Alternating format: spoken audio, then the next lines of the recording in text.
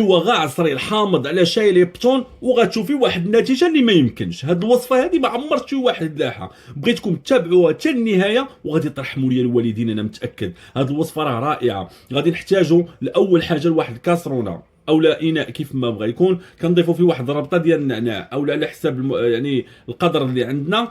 ومن بعد كنجيبوا واحد الحامضه او الليمونه باللغه العربيه وكنشدوها وكنقسموا تنقطعوها لشرائح كما كتشوفوا وكنضيفوها في هذه الكاسرونه هذه. وتبعوا معايا الوصفه النهائيه لان غادي تصدمكم غادي تصدمكم غادي تصدمكم. من بعد غادي نضيفوا واحد 2 كيسان ديال الماء، ومن بعد كما كتشوفوا ها هما 2 كيسان يعني عاديين ديال الماء. ومن بعد كنديوها فوق البوطه وكنخليوها حتى كتغلي. خليها مزيان، خليها حتى تغلي مزيان كما كتشوفوا. ما تنساوش بعدا تعطينا واحد المتابعه وحركه الاكسبلور وتكتبوا لنا من اين بلاد او اين مدينه كتابعونا، وتعطيونا الصلاة والسلام على أفضل خلق الله وتبارطاجيو الفيديو. من بعد كنجيبو شاي ليبتون وكنضيفوه على هاد المكونات ديالنا وكنخليو الوصفه تغلي بهذه الطريقه هذه. ثقوا فيا انكم غادي تشوفوا واحد النتيجه في النهايه ديال الفيديو راه ما يمكنش.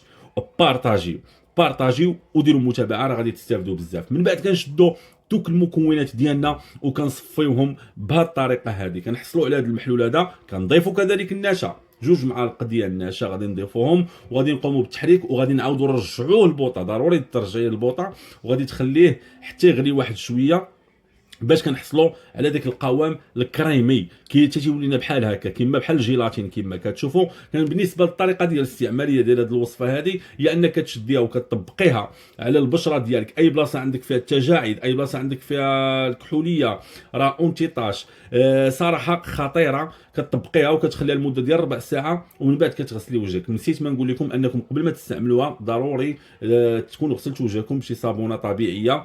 وما تنساوش تعطينا متابعه. والسلام عليكم ورحمة الله تعالى وبركاته.